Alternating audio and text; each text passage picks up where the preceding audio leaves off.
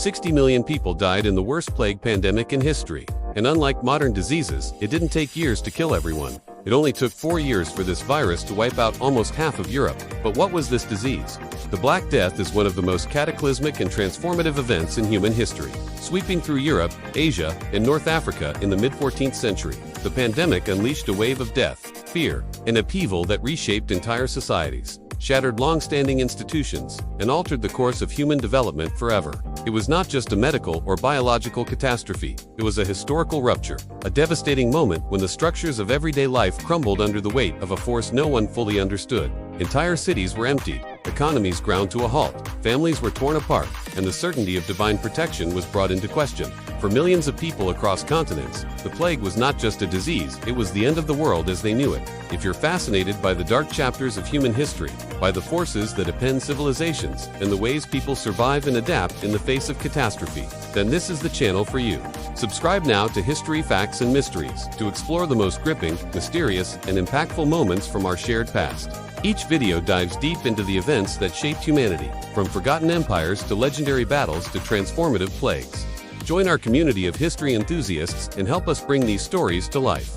Now, let's journey into the heart of one of the deadliest episodes in recorded history, the Black Death. How did it spread so quickly, and why is it important to understand today? These are the big questions we'll be answering today. It's me, and this is my channel.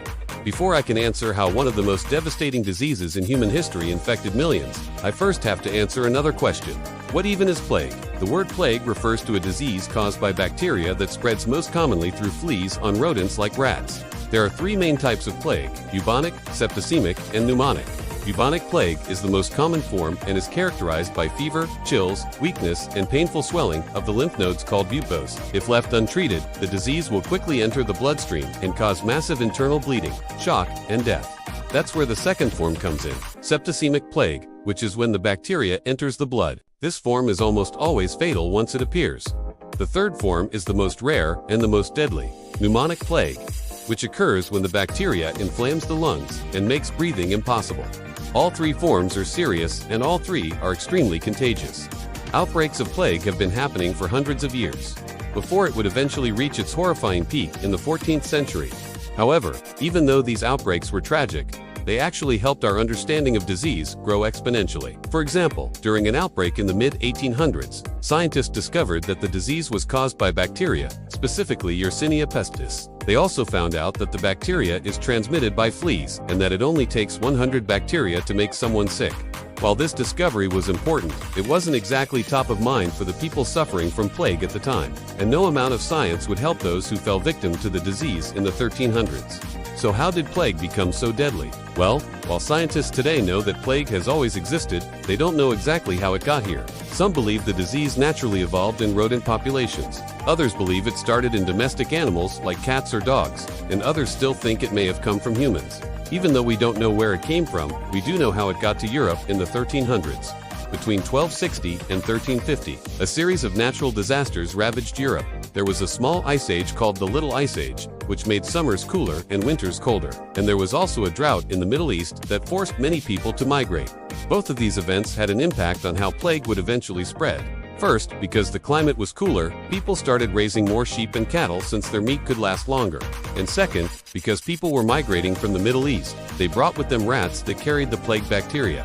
Both of these changes meant that when plague arrived in Europe, it had a ready source of food and a way to spread quickly. Plague tends to follow trade routes, and unfortunately, trade between Asia and Europe was booming at the time. Ships carrying goods often carried rats, and the first recorded case of plague in Europe was on the coast of Sicily in 1347. But how did it spread from there? Rats, obviously. As the rats scurried around European cities, the fleas carrying the plague bacteria jumped from rat to human. And since people didn't know how it spread or how to stop it, no one could escape the deadly disease. The thing about plague is that it spreads extremely icily. It only takes one infected person to spread the disease to several others. So as soon as it arrived, it began to rapidly spread throughout Italy, France, England, Spain, and Germany. It spread so quickly because treatment was non-existent and prevention was difficult. There was no scientific basis for treatments, and anything that seemed to work was just by chance. One common method of treatment was letting blood out of the body. through leeching or making small incisions and applying cold cloths to reduce the swelling of the buboes. Another method was drinking large amounts of wine to help prevent the buboes from bursting. Now, while these treatments seem ridiculous now, it's important to remember that people had no idea how to treat this disease and they were desperate to find a cure. Sadly, none of these methods worked and the plague continued to spread. You might be wondering why people didn't try to leave infected areas to avoid getting sick. After all, if you knew the disease was spreading in your town, wouldn't you want to get away? Well, yes, you would. But the problem was that wherever someone went, they would bring the disease with them. Since the disease was spread through fleas on rats, the rats followed people everywhere. Also, the disease spread so quickly that fleeing was nearly impossible. Even if you wanted to leave your home, how could you leave a city without a boat or a horse?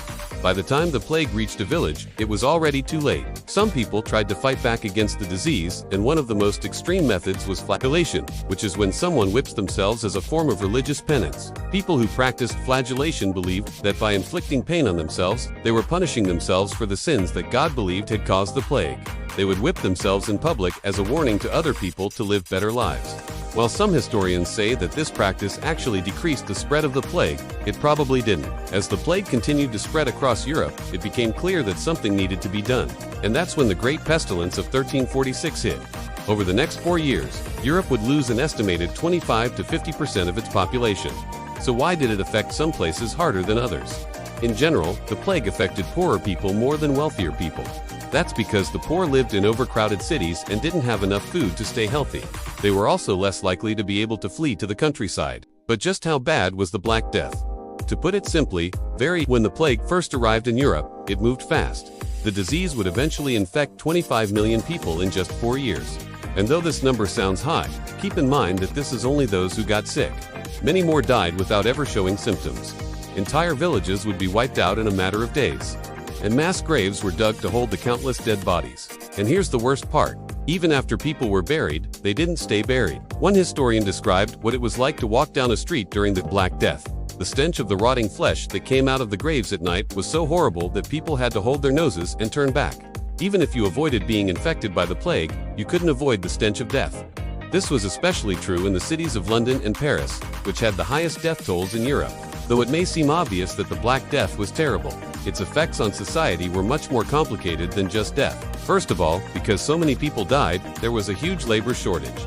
This meant that the remaining workers could demand higher wages, which led to higher prices. Also, since the supply of food remained the same but the price increased, people's diets changed. Meat became less common and more people started eating vegetables. Finally, the Black Death led to some rather strange occurrences.